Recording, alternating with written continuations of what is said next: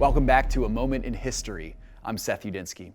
Tonight, let's go back and explore one of the most interesting but often overlooked categories of history. We often explore people or battles or nations, but rarely do we take a look at physical pieces of history, such as churches or famous homes or castles or natural landmarks.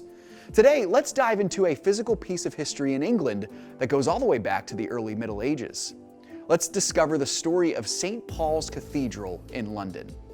Named after the famous apostle and author of nearly half of the books in the New Testament, the Cathedral of St. Paul has stood at the high point of the English capital of London for over 1,400 years.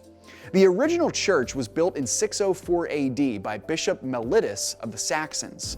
That original structure was lost in a fire later that century, and a second church was built in 675. This one survived until the 10th century when Viking raiders ransacked and destroyed it. A new St. Paul's, commissioned by the Normans in the High Middle Ages, took shape in the late 11th century and was finished in 1240 AD. In 1561, the spire of the church collapsed due to a lightning strike.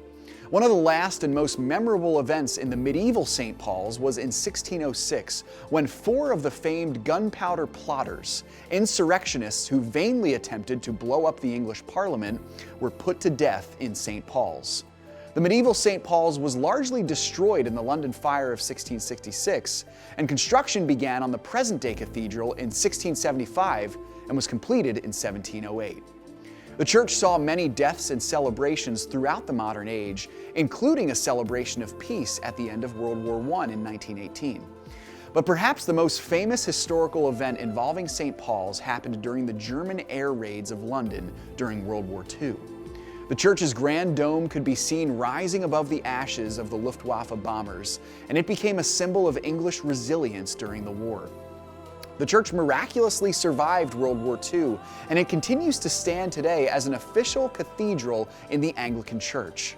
It is both a symbol of English nationalism and, more importantly, a reminder of the great influence and victory of Christianity in Western civilization. Thanks so much for joining me once again for A Moment in History.